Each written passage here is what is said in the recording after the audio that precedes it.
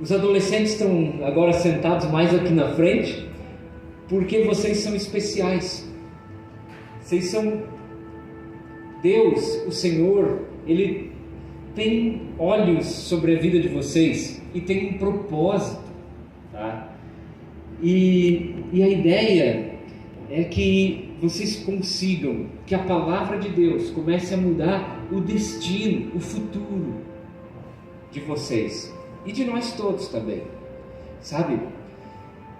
A vida, ela não precisa ser tão difícil como ela é. E hoje a gente vai falar de um cara que ele fez a vida mais difícil do que ela é. E ele se chama Pedro.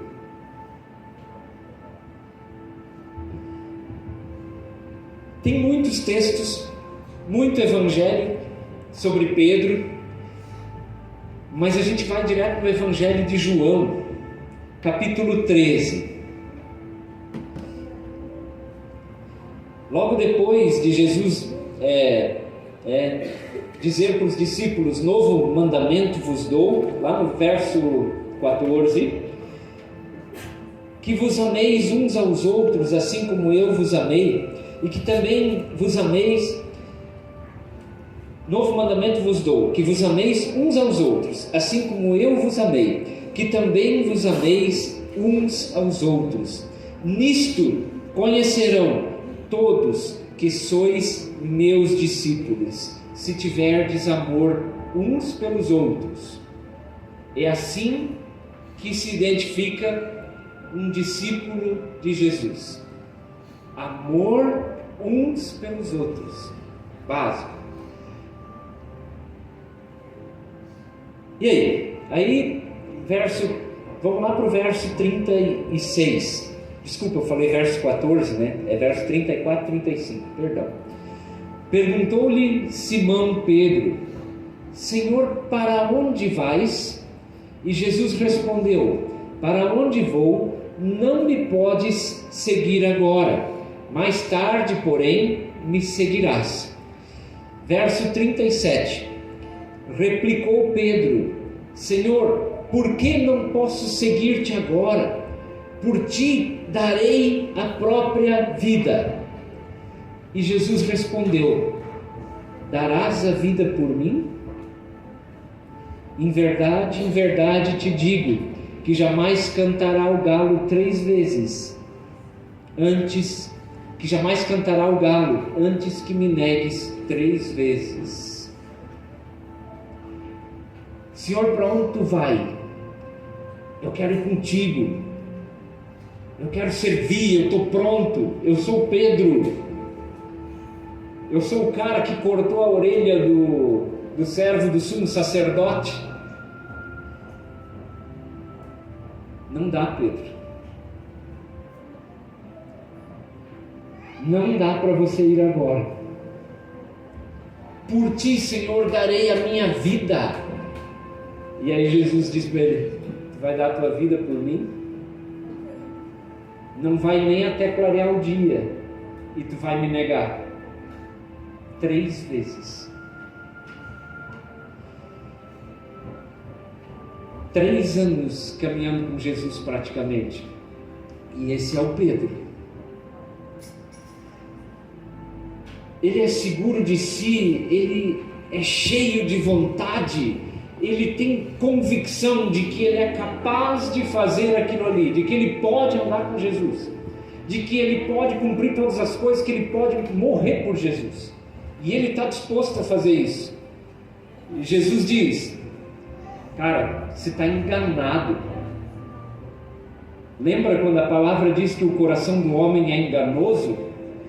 A gente se engana sobre a gente mesmo. Pedro está enganado sobre ele próprio. Ele não sabe quem ele é. Jesus sabe. E ele diz: não dá para você me seguir agora. Aí vamos lá, capítulo 18.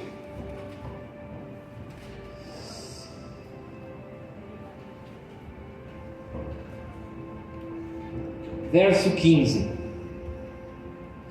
Simão Pedro e outro discípulo seguiam a Jesus. Sendo este discípulo conhecido do sumo sacerdote, entrou para o pátio deste com Jesus. Pedro, porém, ficou de fora, junto à porta. Saindo, pois, o outro discípulo, que era conhecido do sumo sacerdote, falou com a encarregada da porta e levou Pedro para dentro. Então a criada, empregada da porta, perguntou a Pedro: não és tu um dos discípulos desse homem? Não sou, respondeu ele. Ora, os servos e os guardas que estavam ali, tendo acendido um braseiro por causa do frio, aquentavam-se, e Pedro estava no meio deles, aquentando-se também. O que acontece aqui? Jesus já está preso, ele está na casa do sumo sacerdote, ele está sendo interrogado. Pedro, e esse outro discípulo seguiram Jesus, Esse outro camarada era conhecido do sumo sacerdote, então ele pôde entrar na casa. Pedro ficou do lado de fora. Esse cara vai lá, chama Pedro para dentro, e a menina que cuida da porta diz: tu é um deles, tu estava com ele. Pedro diz: está ficando louco, nem pensar, eu não, de jeito nenhum. E aí ele vai e se junta com outro grupinho, que é um pessoal que está em volta de uma fogueira lá para se esquentar do frio. E aí olha lá no verso 25: e lá estava Simão Pedro, aquentando-se. Perguntaram-lhe: és tu porventura um dos discípulos dele? E ele negou e disse: não sou. E um dos servos do sumo sacerdote, parente daquele de quem Pedro tinha decepado a orelha, perguntou: eu te vi lá no jardim com ele. Aí tu pensa, é o parente do camarada que Pedro tinha cortado a orelha fora. Eu te conheço,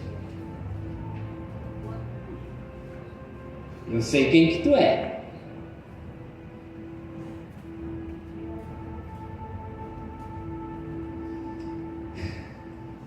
E de novo Pedro o negou, e no mesmo instante o galo canta. João não continua essa história, mas a gente sabe pelos outros evangelistas que Pedro chorou. Jesus olhou para ele naquela hora e Pedro chorou amargamente. Outra coisa que João não nos conta, mas Mateus conta, é que Pedro chega a praguejar negando Jesus. Praguejar é chamar sobre si mesmo maldição, caso esteja mentindo. É mais ou menos assim: eu quero que a maldição caia sobre mim se eu estiver mentindo, mas eu não conheço esse camarada, não sei quem é, nunca vi. Medo.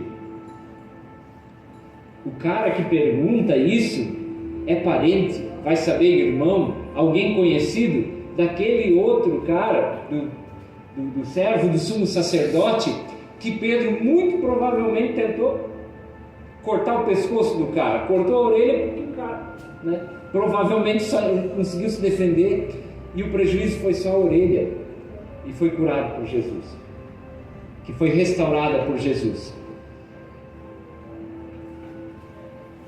Isso tudo é só uma introdução. Onde a gente quer chegar é Evangelho de João, capítulo 21, verso 15 em diante. Depois de terem comido,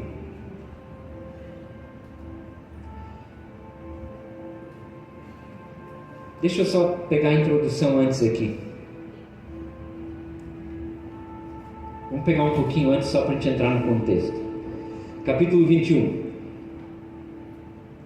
João nos conta assim, depois disso, tornou Jesus a manifestar-se aos seus discípulos, junto ao mar de Tiberíades, ou mar da Galileia.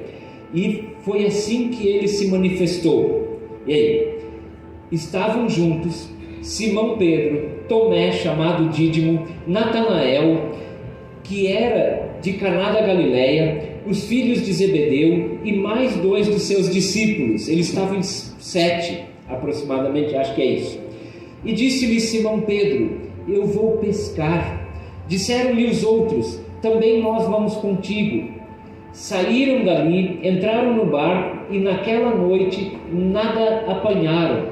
Mas ao clarear da madrugada, estava Jesus na praia. Todavia, os discípulos não reconheceram que era ele. Perguntou-lhe Jesus: filhos, tendes aí alguma coisa de comer? Responderam-lhe: não. Então lhes disse: lançai a rede à direita do barco e achareis. E assim fizeram, e já não podiam puxar a rede. Tão grande era a quantidade de peixes. Aquele discípulo a quem Jesus amava, o próprio João, que escreveu esse evangelho, disse a Pedro: é o Senhor, Simão Pedro. Ouvindo que era o Senhor, cingiu-se com sua veste, porque havia se despido, e lançou-se ao mar. Mas os outros discípulos vieram no barquinho, puxando a rede com os peixes, porque não estavam distantes da terra, senão uns 200 côvados, uns 100 metros da praia.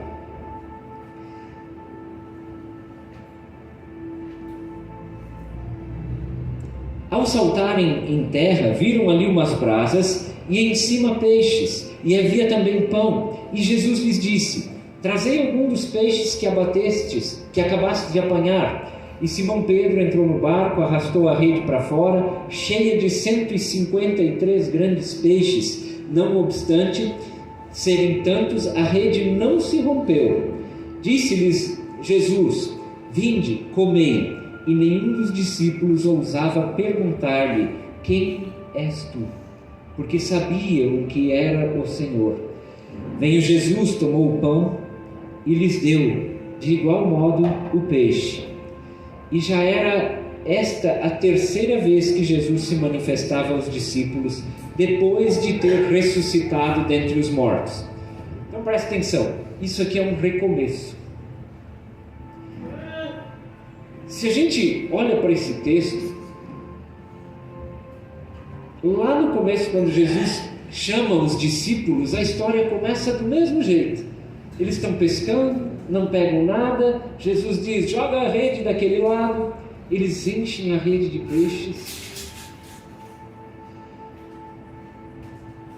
Aquele Pedro que saiu destruído daquele último episódio, de ter negado Jesus 3 vezes, de ter chorado amargamente, que está desnorteado, está perdido, não sabe para onde ir,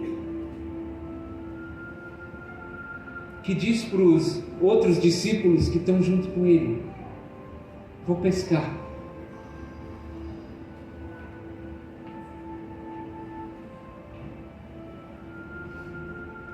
Quantas vezes na nossa vida a gente já pensou: vou pescar, não tem mais nada para mim, fracassei.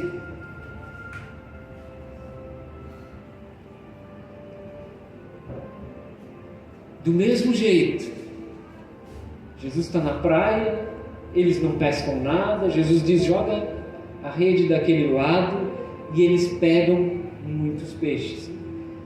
E a Bíblia, João nos diz que nenhum deles tem coragem de perguntar quem ele era. Sabe por quê? Porque todos abandonaram Jesus, não foi só Pedro. Aquilo foi uma vexameira, uma vergonheira. Se tu pega o Evangelho de João capítulo 6, eu acho que é, todos eles dizem: jamais te deixaremos, Senhor. Quando a coisa apertou, todo mundo correu. Não ficou ninguém. Não ficou um. O que a gente tem aqui é uma turma de derrotados. Especialmente Pedro, porque Pedro era o cara que batia no peito e dizia: deixa comigo. Falava no futebol: deixa com o back, deixa com o zagueiro, deixa que eu defendo, deixa que eu resolvo, Jesus, deixa que eu sei, deixa que eu faço, deixa que eu tomo a decisão, eu garanto. a nossa vida não funciona, o nosso ministério não funciona, o nosso propósito não se cumpre, porque na maioria das vezes a gente é assim. E a gente acha que não. A gente acha que não. Pedro achava que não. Pedro achava que ele estava pronto.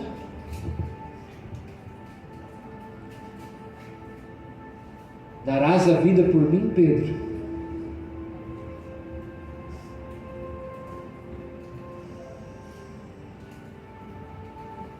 Depois de terem comido, verso 15, perguntou Jesus a Simão Pedro: Simão, filho de João, ou de Jonas, amas-me mais do que estes outros? E ele respondeu: Sim, Senhor, tu sabes que te amo. E ele lhe disse: apacenta os meus cordeiros. Tornou a perguntar-lhe pela segunda vez: Simão, filho de João, tu me amas? E ele respondeu: sim, Senhor, tu sabes que te amo. Disse-lhe Jesus: pastoreia as minhas ovelhas. Pela terceira vez, Jesus lhe perguntou: Simão, filho de João, tu me amas? E Pedro se entristeceu por ele lhe ter dito pela terceira vez: tu me amas? E respondeu-lhe: Senhor, tu sabes todas as coisas, tu sabes que eu te amo. E Jesus lhe disse: apacenta as minhas ovelhas. A língua portuguesa ela é limitada quando a gente fala amor. Muitos aqui já devem saber disso, mas as duas primeiras vezes que Jesus pergunta, a palavra grega usada é ágape. Então Jesus pergunta: Pedro, tu me amas a ponto de entregar a vida por mim, de morrer por mim? Lembra o que Pedro falou lá atrás? Senhor, eu dou a vida por ti. Pedro, tu me amas a ponto de entregar a vida por mim? Pedro responde com o outro amor, filéu. Ele diz: tu sabe que eu gosto de ti. É mais ou menos isso que Pedro responde. Jesus pergunta a segunda vez: Pedro, tu me amas a ponto de entregar a vida por mim? E Pedro diz: tu sabe que eu gosto de ti, Senhor. Em outras palavras, Pedro está dizendo assim: Senhor, tu viu o vexame que foi da outra vez, tu viu a fiasqueira que foi, tu viu o fracasso. Por que tu está me perguntando isso de novo?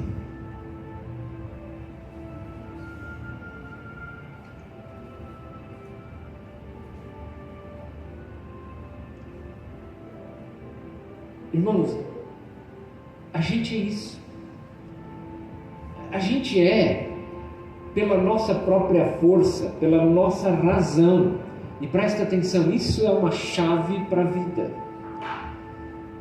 Pelo nosso próprio entendimento, pelas nossas escolhas, nós somos um fiasco,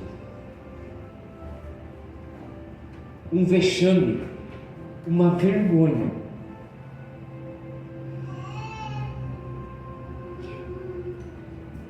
E aí Jesus pergunta pela terceira vez, e na terceira vez que Jesus pergunta, ele não pergunta: Pedro, você me ama a ponto de entregar a vida por mim?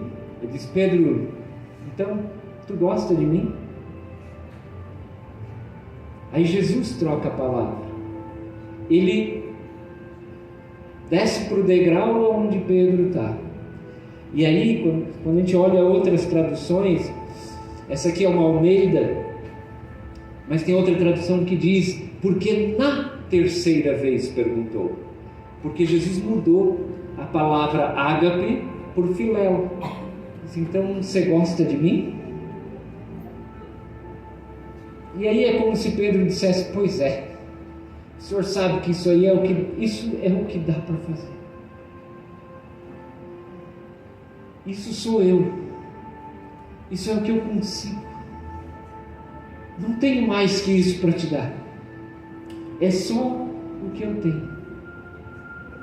Esse amor meia fase, esse amor meio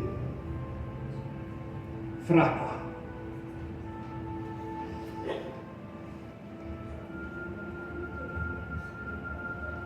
não é mais o mesmo Pedro, né? Oh, Jesus, né? Se fosse aquele Pedro de antes, a resposta seria: tu sabes, Jesus.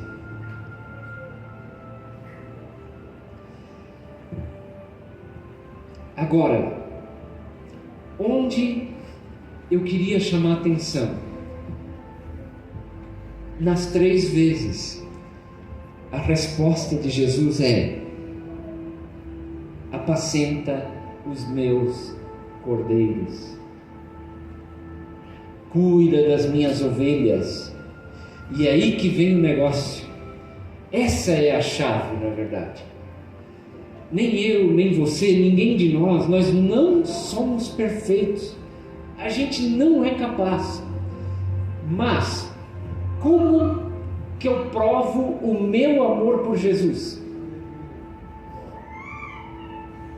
Olha a resposta que Jesus dá. Passando noites e noites de joelho, orando. Isso é bom, não estou dizendo que não é. Indo na igreja 7 dias por semana, apacenta as minhas ovelhas. E aí a gente vai dizer: isso é para pastor. Não é. Eu falei no começo, cada um de nós tem um propósito, cada um tem um motivo pelo qual foi criado. Se tu queres demonstrar o teu amor por Jesus, cuida das ovelhas que Jesus te deu. Ah, mas eu não sou pastor, eu não tenho ministério. Você tem filhos. Se não tem filho, tem irmão.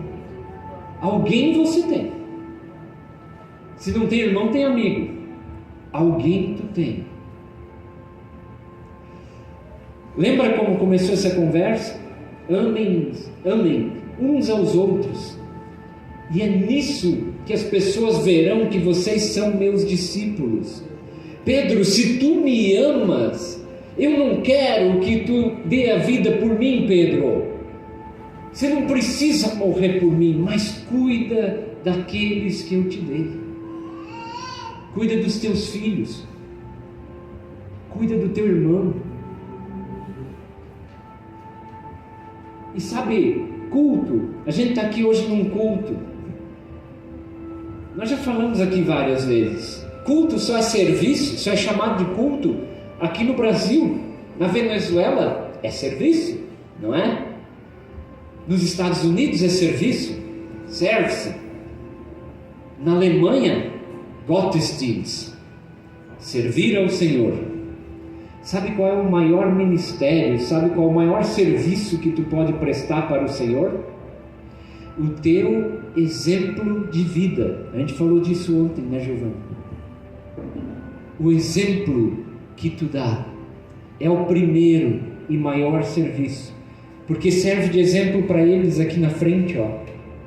Isso aqui são vidas que estão começando, né, gurizada? Eles não vão fazer o que o pai e a mãe mandam. Eles vão fazer aquilo que eles verem o pai e a mãe fazendo. Quando a gente não dá exemplo para os nossos filhos, a gente está prestando um desserviço para Deus. A gente trabalha contra. Apacenta as minhas ovelhas, cuida das minhas ovelhas. O primeiro cuidado é exemplo de vida. Então por que eu tenho que andar nos trilhos? Por que eu tenho que buscar ser direito? Por que eu tenho que buscar trabalhar? Por que eu tenho que, no meio de toda a dificuldade, que nem a Nilcimar contou, né? Com todo o problema que tem, por que eu tenho que tentar levar uma vida reta e direita? Porque isso é serviço para Deus. Isso é exemplo. É o teu exemplo que vai transformar a vida de outras pessoas. Se tu me amas, Pedro, apacenta as minhas ovelhas. Não adianta eu dizer que eu amo Jesus, não adianta eu ser que nem Pedro e dizer: Jesus, eu morro por ti, se eu não cuido nem das ovelhas que Jesus me deu. Quem é pai e mãe aqui? Quantas vezes por semana a gente está pegando a Bíblia, sentando com os nossos filhos? Sabe aquela Bíblia ilustrada de criança? Pega teu filho, senta com ele, lê junto. Irmãos, eu aprendi depois de velho a conhecer bem, a entender bem a Bíblia naquela Bíblia de criança. Quando comecei a ler aquilo, eu vi que as histórias estavam em sequência e eu entendi: meu Deus, é uma história só. Lendo aquilo junto com os meus filhos. O meu testemunho eu só estou aqui hoje porque quando eu era criança, o meu pai fazia isso. Pegava a Bíblia, sentava comigo, a minha mãe, e contava aquelas historinhas. E aquilo ficou gravado. Na minha adolescência eu me perdi na bebida, fui o pior dos piores, aprontei, desonrei meu pai e minha mãe, aprontei de tudo que é jeito, me afastei, saí para longe. O que me trouxe de volta foi aquela semente que foi plantada lá atrás, quando eu sentava com meu pai e a minha mãe, quando eu era pequenininho, menor que eles, do tamanho dessa turminha que está lá fora com a pastora Luciana. Essa semente que me trouxe de volta, porque ficava martelando na minha cabeça, de dia e de noite, aquelas coisas. Deus te ama, Jesus está vendo. Sabe, não dá para gente deixar passar batido isso. Gente, pelo amor de Deus, se tu ama Jesus, a maior prova de amor que tu pode dar para Ele, que nós podemos dar para Ele, é levar Jesus para os nossos filhos, amigos, familiares. Não tem outra prova. Pedro disse: Jesus, eu posso morrer por ti. Jesus agora está dizendo para ele: não precisa, só apacenta as minhas ovelhas. É essa prova de amor que eu quero, Pedro. Dá exemplo, Pedro. E aí, verso 18: em verdade te digo, que quando eras mais moço, tu te cingias a ti mesmo e andavas por onde tu querias. Quando, porém, fores velho, estenderás as mãos, e outro te cingirá, e te levará para onde não queres. Disse isso para significar com que gênero de morte Pedro havia de glorificar a Deus. Depois de assim falar, acrescentou-lhe: segue-me.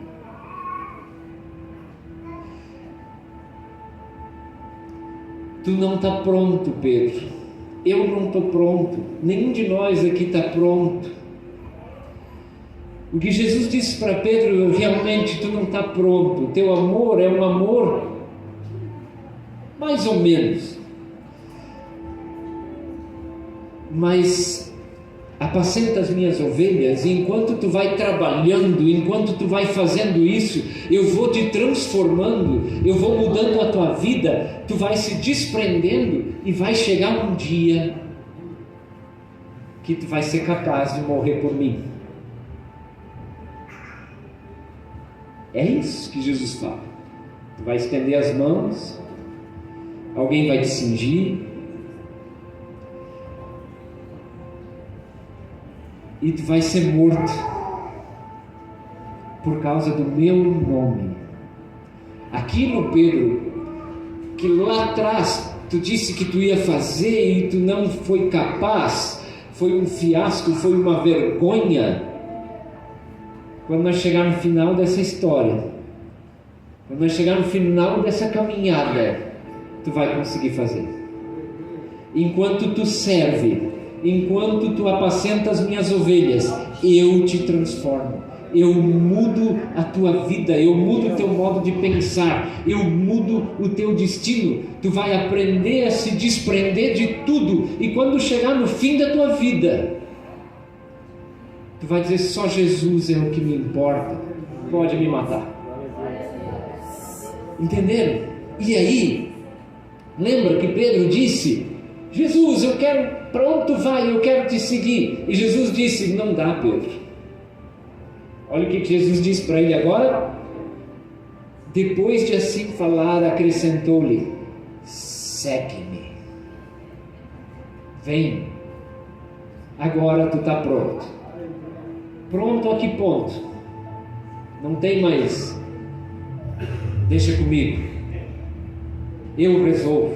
Vou fazer do meu jeito. Pedro agora sabe que ele sem Jesus, ele não é nada. Ele é um fiasco. Ele sabe que ele precisa ser transformado. Ele sabe que o modo de ele pensar e de conduzir a vida dele está completamente equivocado. Aquilo que ele pensava dele mesmo é um engano. Era um engano. Vocês entendem por que a gente não consegue muitas vezes progredir? Por que a gente não consegue andar com o Senhor? Porque a gente não está pronto. Agora, como é que nós vamos estar prontos? Apacenta as minhas ovelhas. Cuida daqueles que eu coloquei nas tuas mãos. E enquanto isso eu te transformo. E vai chegar um dia que só eu vou ter importância para ti.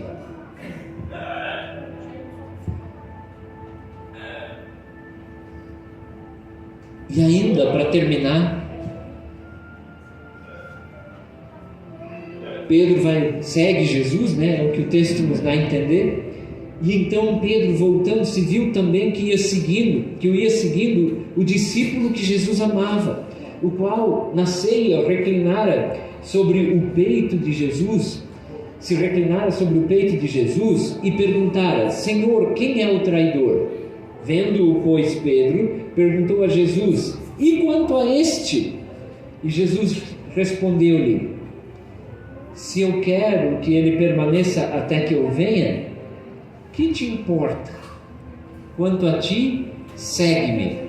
No finalzinho, ainda dá uma crise de ciúme no Pedro, né? E ele vê que o João também está vindo e vê, João é um queridinho de Jesus, né? E para ele, como é que vai ser com ele? Jesus diz: não te interessa. Sabe, isso está escrito aqui para a gente ter um aprendizado, gente, que é o seguinte: normalmente a gente olha muito para a vida do nosso irmão, para a vida do amiguinho do lado. A vida dele está melhor que a minha, né? Né, Max? Que eu estou ralando, eu estou me lascando, eu fiz essa vexameira, né, Jesus? Eu caí desse jeito, eu me arrebentei. O outro lá fez tudo certo, provavelmente o destino dele vai ser melhor que o meu. E Jesus fala para ele: não te interessa, segue-me. Eu quero tratar contigo, eu quero cuidar da tua vida.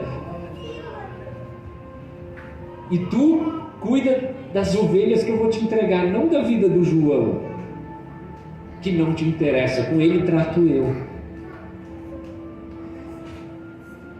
Não é comum isso, a gente não costuma olhar para a vida dos outros, né? A preocupação de Pedro, ainda depois de tudo isso, a preocupação dele estava com: e aí, como é que vai ser com o João? não te interessa, Pedro. Eu quero tratar contigo. Eu quero que tu apacente as ovelhas que eu vou entregar para ti. Irmãos, você pode falar para Jesus o que tu quiser. Nós podemos falar para Jesus o que nós quisermos. Nós podemos virar a noite orando. A gente pode dizer qualquer coisa. Mas a prova de amor que Jesus quer e o que Ele precisa para transformar a nossa vida é que a gente cuide daqueles que Ele nos entregou. Cuida dos teus filhos, cuida dos teus irmãos. Foca nisso e tu vai ver a tua vida ser transformada. Amém? Essa é a maior prova de amor que tu pode dar para Jesus. O resto é resto. Que Deus abençoe cada um de nós, que a gente consiga viver isso, gente. Sabe, se tu quer milagres na tua vida, se tu quer transformação na tua vida, esse é o caminho. Vocês lembram do Cornélio? Só para a gente finalizar, vou pegar um exemplo só, dá para pegar vários da Bíblia. Vocês lembram daquele oficial romano chamado Cornélio? Que era um sujeito que dava esmola, orava. Ele não fazia nada de incrível, ele fazia o natural. Ajudava as pessoas, amava as pessoas. Fazendo isso é que o sobrenatural acontece na vida dele. Um dia o cara vê um anjo que diz para ele: vai lá, procura um tal de Pedro. Vocês viram isso? Não é indo lá dizendo: Senhor, eu quero viver o extraordinário, eu quero não sei o que, sabe? É claro que nós queremos isso e é bom viver isso. Como é que a gente vai chegar lá? Amando uns aos outros. Amém? Que o Senhor nos dê força, que o Senhor nos capacite, que o Senhor nos ajude nisso. Amém?